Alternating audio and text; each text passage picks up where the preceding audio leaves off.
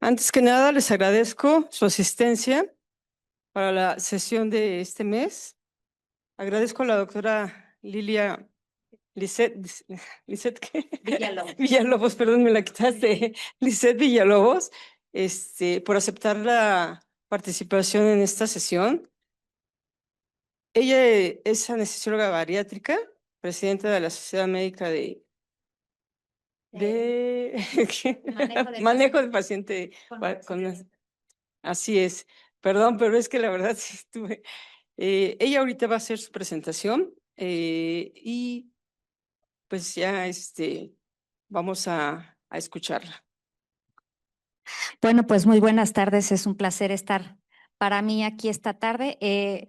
En efecto, yo trabajo mucho con pacientes obesos y también con pacientes no obesos en cirugía laparoscópica avanzada y también ahora con estas dos plataformas que han sido de Da Vinci y Versius, y me gustaría mostrarles un poquito mi trabajo y el trabajo que estamos haciendo con nuestro equipo quirúrgico.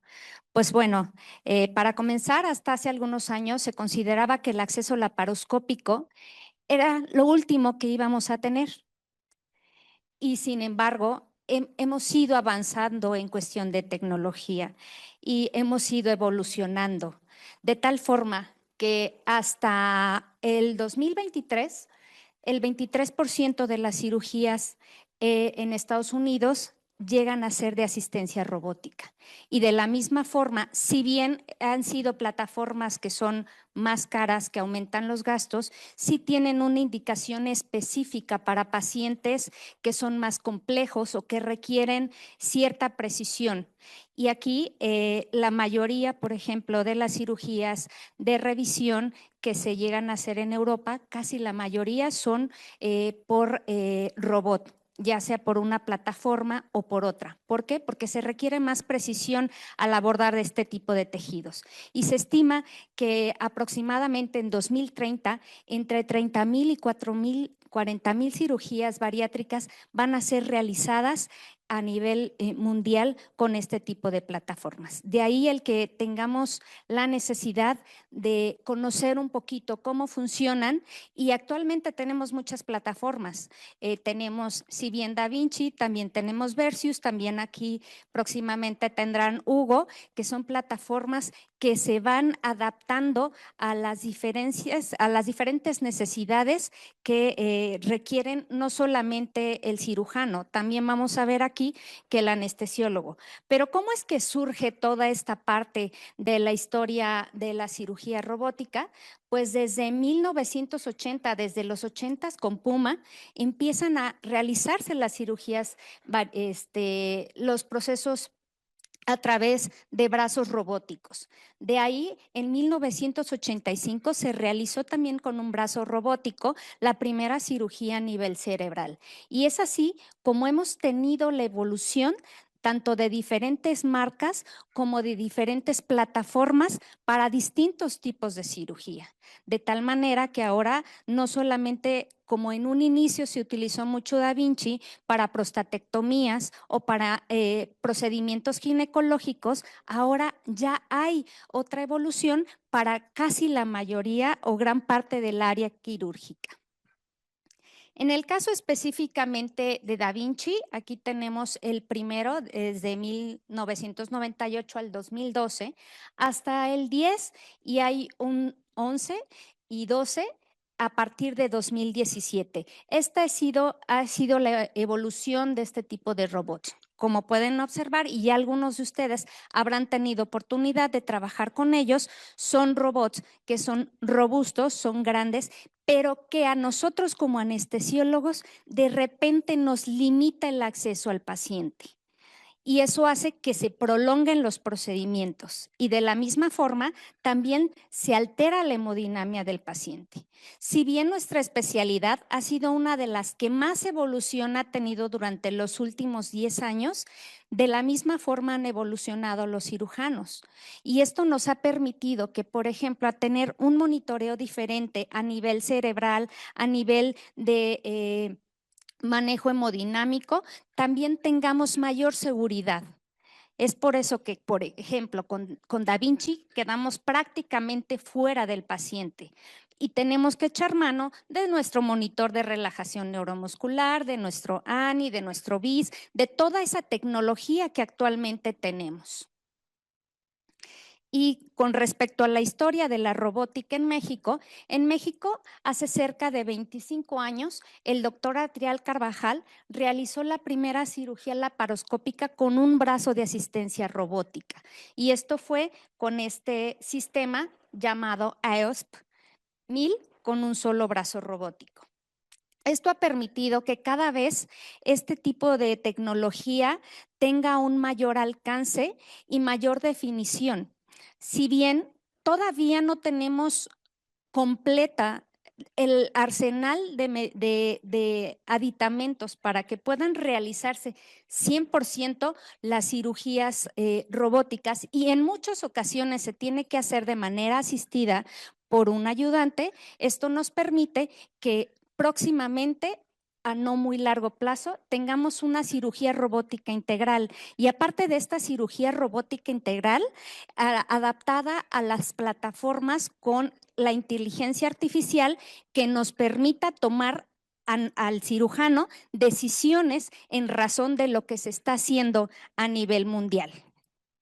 Yo tengo la fortuna de trabajar con el doctor Luis Aceves y con la doctora Sujei Romero en este tipo de procedimientos. Empezamos con Da Vinci y ahora estamos trabajando con estas plataformas.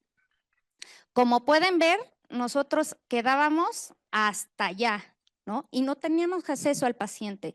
Esto era, si bien para los cirujanos muy novedosos, nos puso un gran reto a nosotros como anestesiólogos, el saber manejar la hemodinamia del paciente y también saber qué era la circunstancia de cómo íbamos a manejar desde el armado del docking, el retiro del docking, qué íbamos a hacer en situaciones de urgencia o emergencia. Esta, si bien se considera evolución, le permite al cirujano también alargar la vida de su tiempo quirúrgico, porque disminuye la fatiga, disminuye el temblor, el tremor que se tiene al realizar los procedimientos y la eliminación de algunos movimientos que puedan llegar a ser equívocos. A mí este video me gusta porque miren, aquí cómo está el doctor dormido, ¿no? Pues entonces, cuando antes necesitábamos más ayudantes para un proceso quirúrgico, de repente también vamos reduciendo esa parte. Los beneficios que vamos a tener a nivel técnico sí es una mejor visualización, incluso con ópticas a tercera dimensión y con una capacidad de destreza que aumenta la libertad de los movimientos hasta en 360 grados con estas nuevas plataformas y articulaciones como mucho más específicas con la movilización. Atenuación del temblor, un ambiente ergonómico y de menos estrés y mayor concentración para el cirujano,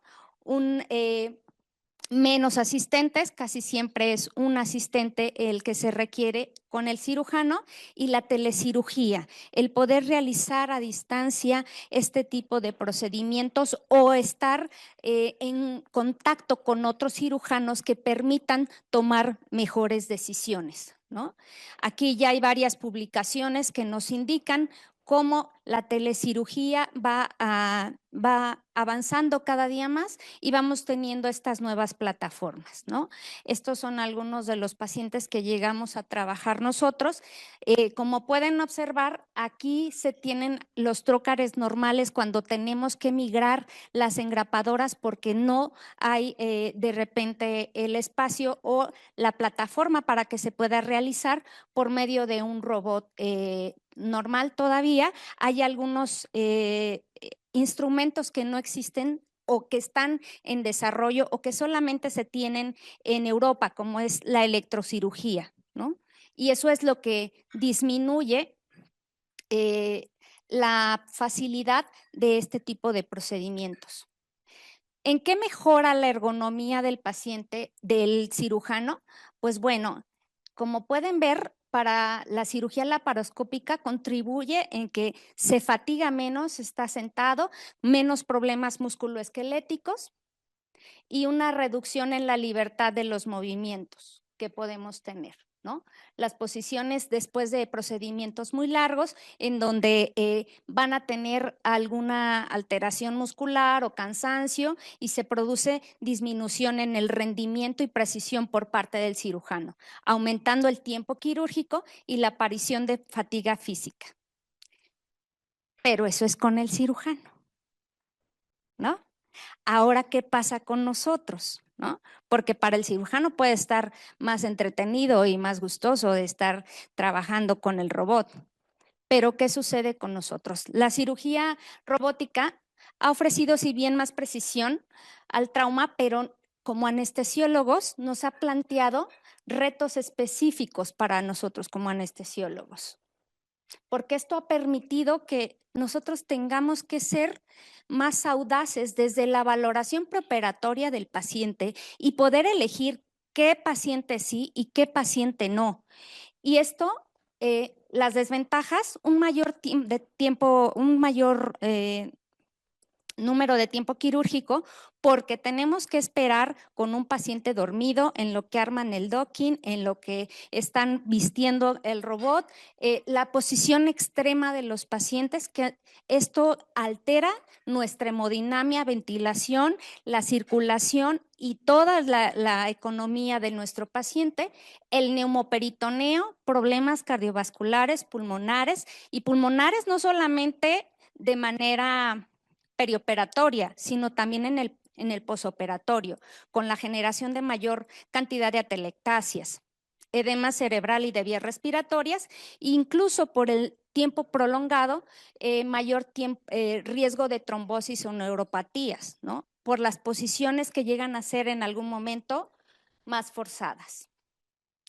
¿Cuál va a ser nuestro reto al trabajar nosotros con un paciente en cirugía robótica? Pues evitar complicaciones biológicas y hemodinámicas. Dentro de nuestra valoración preoperatoria, nosotros realizamos una valoración exhaustiva. En el caso de los pacientes que son bariátricos, tenemos la oportunidad de hasta un mes, 2, prepararlos. Por si tienen un SAO severo, se les coloca su CPAP o BiPAP, si tiene alguna condición, es decir, realizar la optimización del paciente. Y esto va desde dentro de la primera valoración de medición de comorbilidades, buscar optimizar al paciente para que ese paciente entre con menos riesgo porque va a ser un tiempo quirúrgico mucho mayor. Realizar siempre nuestras clasificaciones, una hoja de anestesia siempre de valoración preoperatoria, no en el momento en que estoy conociendo a mi paciente bariátrico, porque entonces no voy a poder optimizar ni voy a saber tener un plan quirúrgico para que yo pueda sacarlo a ese paciente. Entonces siempre hay que buscar tener una planificación y una monitorización exhaustiva con las características de este paciente, porque no es como dicen los familiares, es que nada más estaba gordito. No, pues no es nada más que esté gordito. Tiene muchas comorbilidades y condiciones que le dificultan el que pueda salir bien. Dentro del neumoperitoneo, si bien con la laparoscopía era importante el considerar el neumoperitoneo, en cirugía robótica es aún más. ¿Por qué? Porque tenemos un mayor aumento de la presión intraabdominal y las posiciones que son más forzadas. Dentro de los dos sistemas, con Da Vinci son posiciones mucho más forzadas que con Versius. Tanto el Trendelenburg como el Fowler y los cambios bioquímicos que se generan en el paciente, ¿no? A mí me gustó mucho esta frase. Cirugía de mínima invasión, pero de máximo estrés cardiovascular. Y es real lo que sucede, ¿no? Nosotros tenemos nuestro neumoperitoneo y vamos a tener una disminución de la precarga y compresión de la vena cava y un aumento en las resistencias vasculares de las grandes arterias. ¿no? Inicialmente vamos a tener un efecto en donde disminuye la precarga y posteriormente, en donde aumentan las resistencias vasculares periféricas y posteriormente baja el gasto cardíaco. Y esto va a ser dinámico en todo nuestro procedimiento, porque durante el mismo vamos a estar teniendo diferentes posiciones del paciente y esto va a generar muchos más cambios. Ya recordamos nosotros que con el neumoperitoneo vamos a tener un desplazamiento cefálico del diafragma. Y si nosotros recordamos cómo está ese diafragma del paciente obeso, es un diafragma en donde tenemos también infiltración de grasa a nivel pulmonar y a nivel diafragmático y una debilidad de los músculos. Entonces, ya de por sí, en cirugía bariátrica laparoscópica, estamos teniendo dificultad para ventilar a ese paciente. Entonces, en cirugía robótica lo vamos a tener aún más. Una disminución de los volúmenes pulmonares, capacidad residual funcional, una disminución del compliance, que se aumenta esta disminución hasta 2 a 3 veces más con la presencia de una anestesia para un paciente sometido a cirugía bariátrica robótica, ¿no?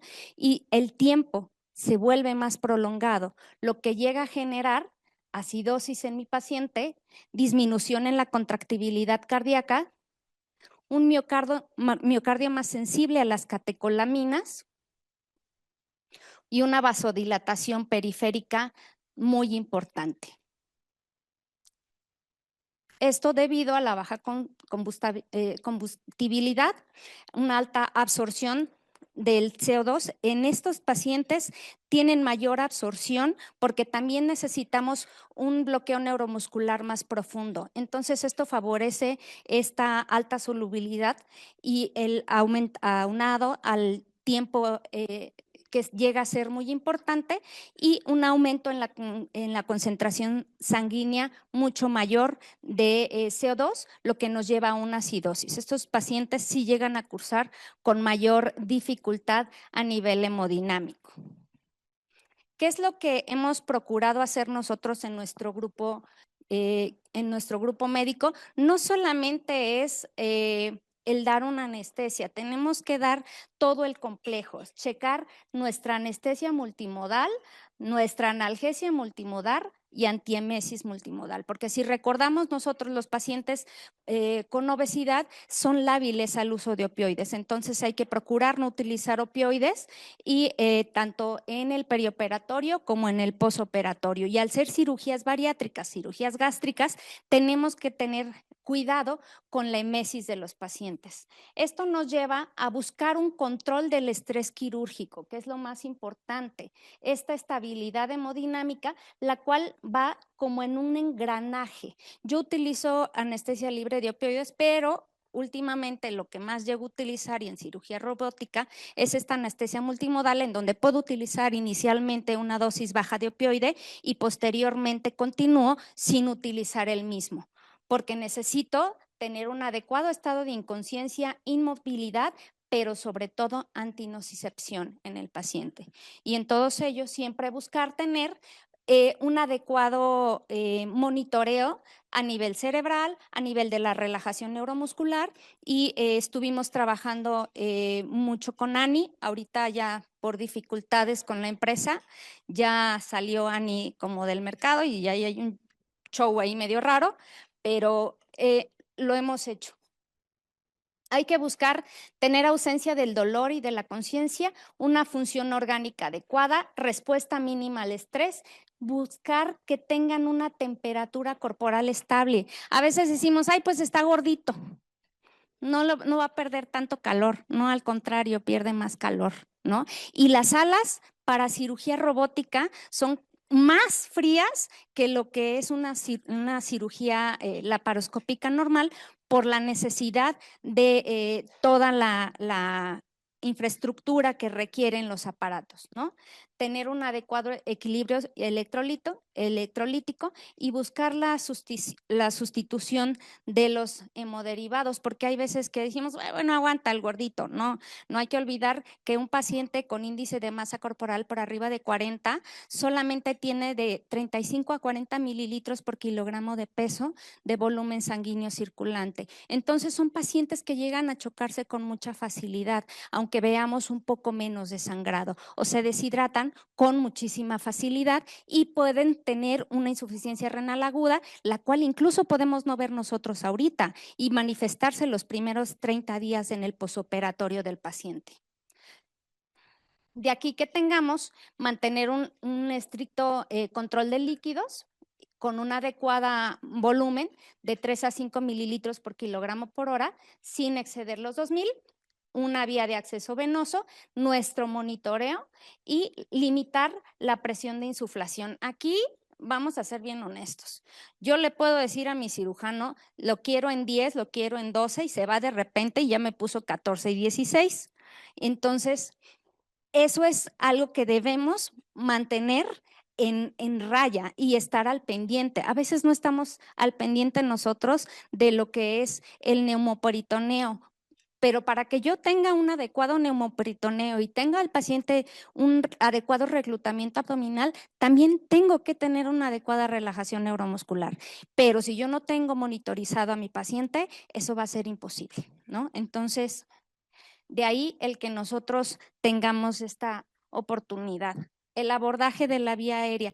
Hay que recordar, abordar estas vías aéreas con relajación neuromuscular profunda. Un paciente que no está bien relajado no lo voy a poder ventilar, que tenga su adecuada posición en mesa de playa, que yo identifique con qué dispositivo lo voy a manejar. Si yo manejo bien fibroscopio, me voy con fibroscopio. Si yo manejo videolaringoscopio, ok, tengo el recurso, pero no me voy a ir cuando yo tengo un índice de masa corporal, un paciente de 50 o 60, a intentarlo hacer con un laringoscopio porque no voy a poder abordar esa vía aérea. Siempre tener un plan para saber qué es lo que voy a hacer. Y siempre pedir ayuda. Si yo sé que es un paciente complejo, pues no me voy solo, pido ayuda con alguien más, porque alguien más me va a poder ayudar a ventilarlo, a pasarme un supraglótico o a pasarme lo que requiere en ese momento. En cuestión de la ventilación, y aquí me voy a detener tantito.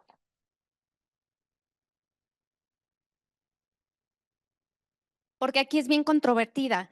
Nuestro objetivo va a ser siempre tener una ventilación protectiva. ¿Qué es nuestro objetivo? ¿A dónde nos lleva esta ventilación protectiva?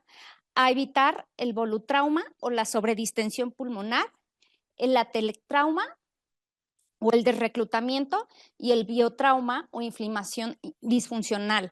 Hay que recordar que todo este tipo de pacientes se encuentran inflamados y cuando nosotros estamos manteniéndolos en un manejo ventilatorio mecánico, también vamos a tener secreción de citocinas por el mismo trauma quirúrgico que está teniendo, por la misma ventilación. Y lo que sucede en los pacientes que son ventilados bajo robot, entre más índice de masa corporal tenemos menos presiones transpulmonares y disminución en la presión de conducción y el doble de la disminución en el compliance. Entonces, vamos a estar en una guerra entre el neumoperitoneo y la ventilación del paciente y eso es lo que llega a ser más complejo. Pero, ¿qué nos dice la literatura? Si bien nos dice que debemos manejar a los pacientes por volumen corriente, también nos dice que el paciente con robot tiene ciertas particularidades y entonces es mejor manejarlo por presión en lugar de volumen. ¿Por qué? Porque esto nos va a permitir, como tenemos la presión del neumoperitoneo, que casi, si ustedes recuerdan en una cirugía laparoscópica, casi siempre están abriendo la válvula y liberando CO2. En el caso del robot, por los trócares y la dinámica que maneja, este neumoperitoneo generalmente se queda ahí, no hay liberación y es lo que hace que tengamos un abdomen hipertensivo. Y ese mismo abdomen hipertensivo nos desplaza el diafragma y hace que tengamos más falla respiratoria. Entonces, de ahí el que se tenga que cambiar e incluso titular el PIP dependiendo de las necesidades. Pero aquí con el PIP también jugamos con otro tipo de cosas, porque obviamente nosotros pensaríamos, entre más índice de masa corporal tengamos, más PIB requeriríamos. Sin embargo, no, aquí depende mucho también de la posición con la que vaya a estar el paciente. Y esa posición puede ser dinámica en todo el perioperatorio.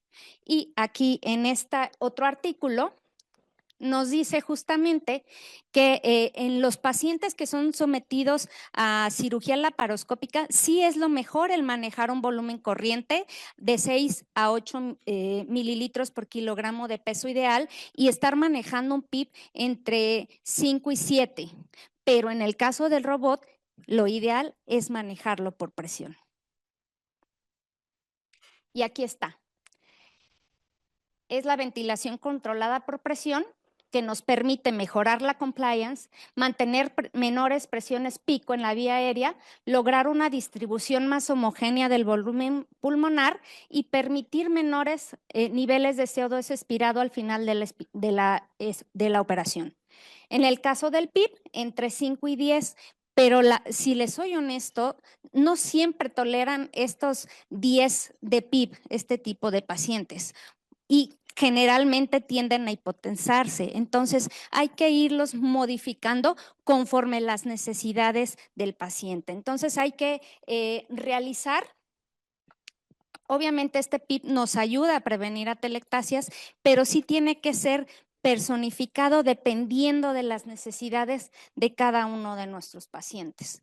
¿Qué es lo que hago yo para el manejo en cuestión perioperatoria? Pues lo que utilizo, el protocolo, utilizo dexmedetomidina de 0.5 a 0.7 microgramos por kilogramo de peso corregido, lidocaína a 3 miligramos por kilogramo de peso y después bajo la lidocaína a 1 miligramo por kilogramo de peso, sulfato de magnesio a 40 miligramos por kilogramo de peso y lo que hago en el caso de cuando tienen bradicardias o el paciente entra con cierto grado de bradicardia, sí coloco una butiliosina para disminuir la respuesta a este tipo de bradicardia, sobre todo por la dexmedetomidina. Y esto lo utilizo, la primera infusión, la preinducción, la paso en 15 minutos. Realizo mi inducción con propofol y rocuronio y mi mantenimiento de la misma forma.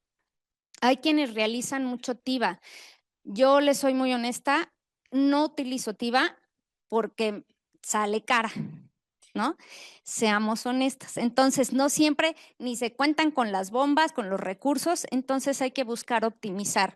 Esto es algo que me ha funcionado muy bien con todos los pacientes y el paciente despierta adecuadamente. En cuestión de la relajación neuromuscular, aquí esto... Este es las últimas guías de relajación neuromuscular y me gustó mucho este esquema porque nos lleva a recordar nuevamente el nivel de bloqueo que necesitamos en estos, el nivel de bloqueo en el que estamos.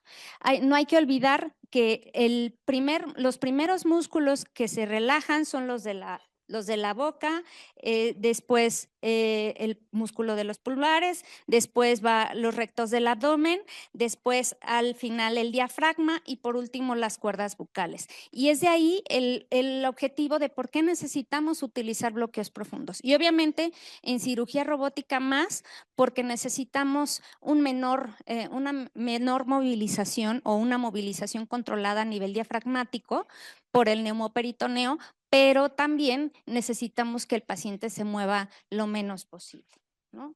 Entonces, recordando aquí cómo está el bloqueo moderado con un TOF de 1 a 3, un bloqueo profundo con un TOF de 0, con un PTC de 1 y un bloqueo intenso sin respuesta de TOF o PTC, ¿no? Entre estos dos bloqueos es el mantenimiento anestésico en cirugía robótica. De relajantes neuromusculares.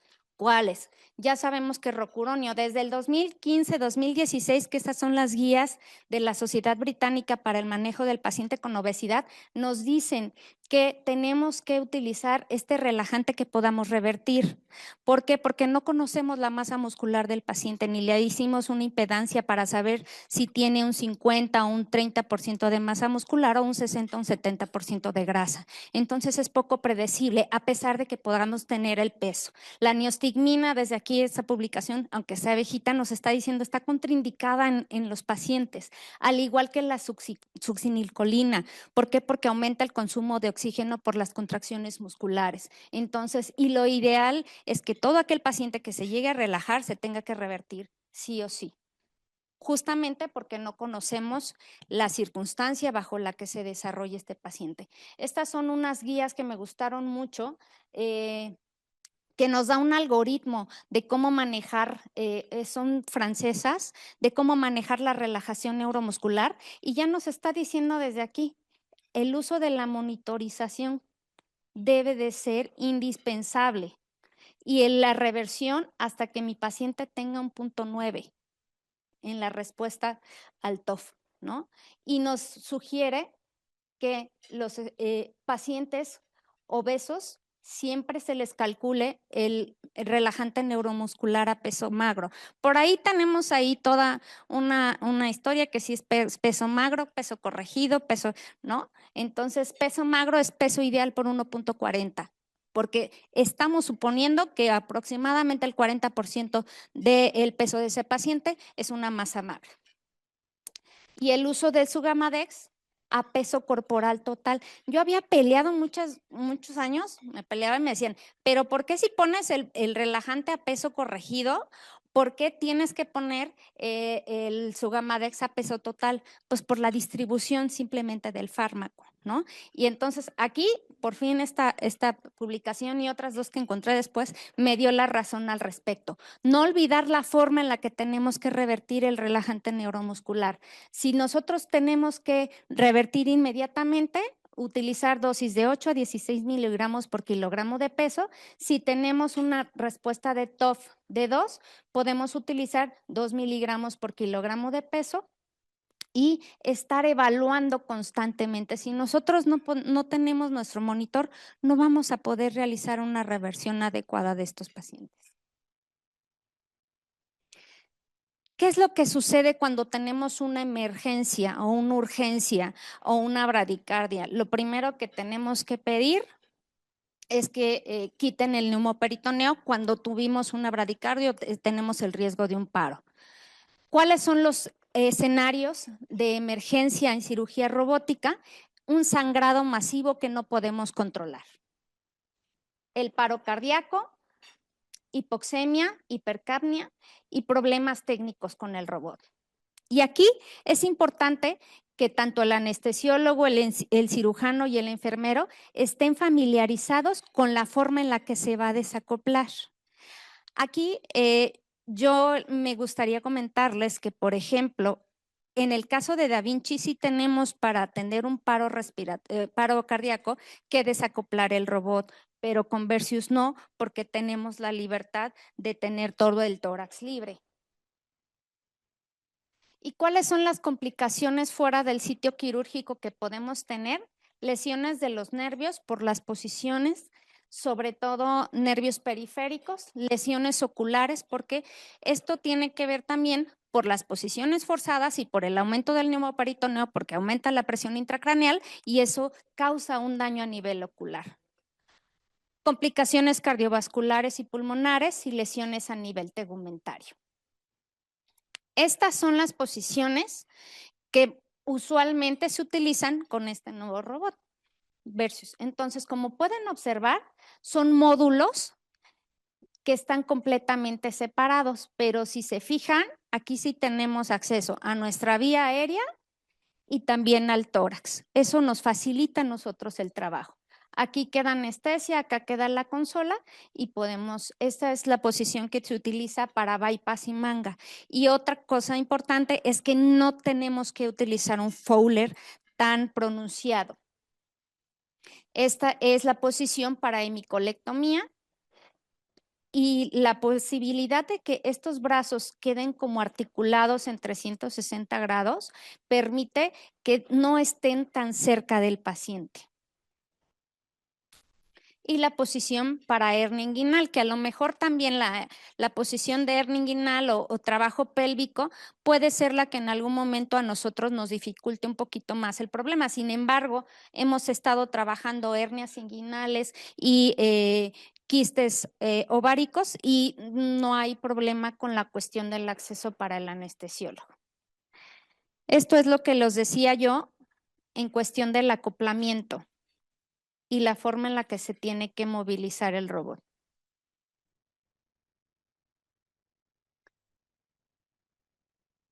¿Qué es lo que llega a ser más tardado? El que tengan que estar vistiendo cada bracito, pero al estar vistiendo cada bracito, desde antes que estoy empezando yo, ya están vistiendo al robot y eso permite que cuando vaya a hacer el acoplamiento, esto ya pueda ser más rápido, ¿no? Obviamente necesitamos como cierto grado de curva de aprendizaje porque estas diferencias de las plataformas sí les impedía un poco a los cirujanos que ya estaban acostumbrados a trabajar con Da Vinci el cambiarse a esta, porque los controles son completamente diferentes. Y esta es la forma en la que se acopla el instrumento. Entonces es más fácil que al momento se pueda sacar el instrumento para atrás y quitar mi neumoperitoneo si yo tengo la necesidad de atender una urgencia. Obviamente la necesidad de tener siempre mi BIS, mi TOF y estarlo monitorizando, ¿no? Y el ANI, ¿no? En este caso, que era lo que nosotros utilizamos. Y aquí podemos ver cómo están acoplados los brazos y está la persona que está asistiendo para movilizar los instrumentos en caso necesario. Estas son las diferencias que existen entre una plataforma y otra. El diseño, en el caso de Da Vinci, con un carro de brazos múltiples, único, robusto, y en el otro caso, con un diseño modular. La portabilidad es baja en el caso de Da Vinci y en el otro caso se puede transportar incluso de un quirófano a otro, ¿no? Los instrumentos de las muñecas están articuladas en la mano humana con gran decisión y en el caso de Versus tiene movimientos biométricos todavía superior porque se moviliza toda la estructura del robot. La consola es de 3D, pero si se fijan en Da Vinci, pues estábamos como muy cerraditos, solamente veía el cirujano. En esta nueva plataforma es la plataforma, la pantalla abierta y nosotros podemos estar siguiendo también, además de la que tenemos laparoscópica, cómo sigue el procedimiento. Sí requiere Da Vinci mayor espacio y la otra optimiza el quirófano. La curva de aprendizaje en el caso de Da Vinci es más larga y tiene que requerir todo un entrenamiento mucho mayor. En el caso de Versus no es que sea más fácil, pero es que es más cerca a la cirugía laparoscópica y eso permite que los cirujanos se puedan adaptar con mayor facilidad y a nosotros nos permite trabajar mejor.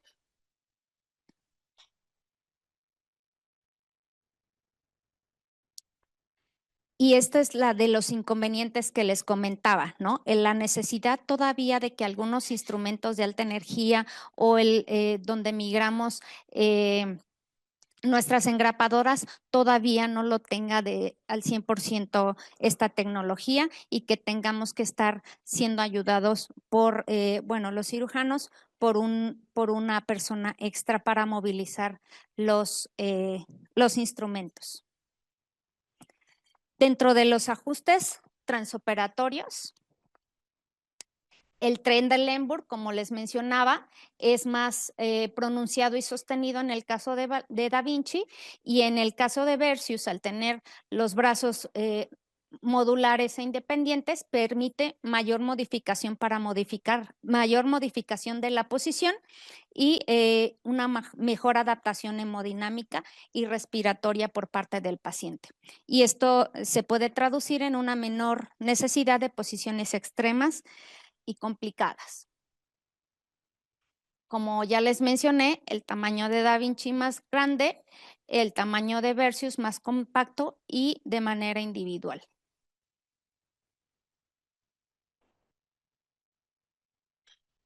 Aquí estamos haciendo un bypass. Hemos hecho para procedimientos abdominales, bypass, manga gástrica, funduplicatura, hernias inguinales,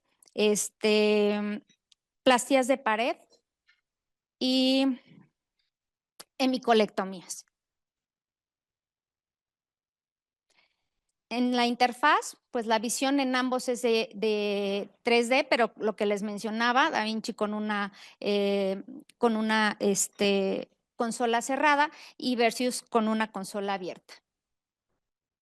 Ambos van a requerir anestesia general, bloqueo neuromuscular profundo, pero el bloqueo neuromuscular no es intenso como en el caso de Da Vinci en Versus porque es más cerca a lo que es la cirugía laparoscópica y no requerimos tanto neumoperitoneo.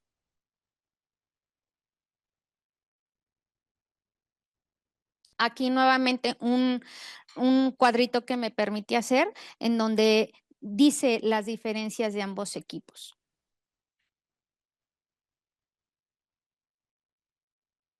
El tren de Lemberg es obligatorio y poco flexible. En el caso de Versus lo podemos modificar. El acceso al paciente es limitado. Acá tenemos un mejor acceso y el manejo de urgencia es más complejo porque debemos desacoplarlo se menciona que 1 minuto, la verdad es que es muy complejo desacoplar el docking en el caso de Da Vinci en 1 minuto. Y acá es más rápido porque la liberación de los brazos es más rápida. Y si no me equivoco, en varios de los grupos ángeles, lo que sigue o con lo que van a trabajar más ustedes es Hugo, ¿no? Es una tecnología muy parecida a lo que es Versus, que también va por módulos individuales. Y aquí las diferencias entre Versus y lo que es Medtronic. Prácticamente son 2 tecnologías muy parecidas, con brazos independientes, con 3D y en el caso de Medtronic 4K, y también la portabilidad y el tamaño. Si bien Hugo es un poco más grande, también tiene la facilidad de portabilidad. Y otra cosa que es muy interesante para eso, y ya quisiera yo trabajar con Hugo también, es la parte de la telemedicina asistida, ¿no? Ya cuentan con toda una infraestructura que les va a permitir a los cirujanos poder tomar decisiones en ese momento. Tiene un amplio de especialidades en las que se puede utilizar y tiene todavía un poco más de instrumentos de los que actualmente tiene Versus. Ese cuadrito me permitía hacerlo. Y bueno, lo que yo les puedo concluir en esta charla es que sí requiere la robótica un plan anestésico personalizado basado en las características y comorbilidades y riesgos del paciente. Una inmovilidad total y un control hemodinámico adecuado junto con una analgesia esencial, que si bien es una realidad que los pacientes que son operados por robot tienen menos dolor. O sea, yo no lo creía, yo decía, me está choreando el cirujano, ¿no? Pero me puse a medir mis escalas de EVA en el posoperatorio inmediato y la verdad es que el trauma, al ser mucho menor con los instrumentos tan pequeños, si bien aunque yo esperaría que al tener un neumoperitoneo mucho más distendido y más sostenido, tuviera más liberación de catecolaminas y esto generará más dolor, no es así. El mínimo trauma genera menos dolor en los pacientes y mayor movilización.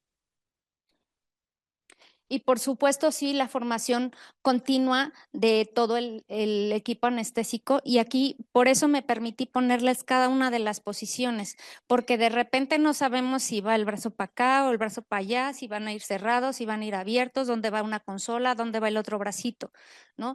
Parecieran cosas en las que no tendríamos por qué pues estar interviniendo, pero tenemos que conocer qué es lo que sucede con nuestro paciente y en cada una de las situaciones.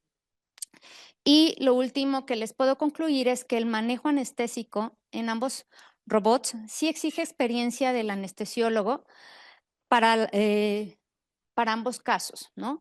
Y que ambos tienen sus ventajas y desventajas. Y que lo ideal es conocer ambas y conocer sobre todo las características de nuestros pacientes y las necesidades de cada uno de ellos, porque eso nos va a permitir realizar mejor nuestro trabajo. Muchísimas gracias.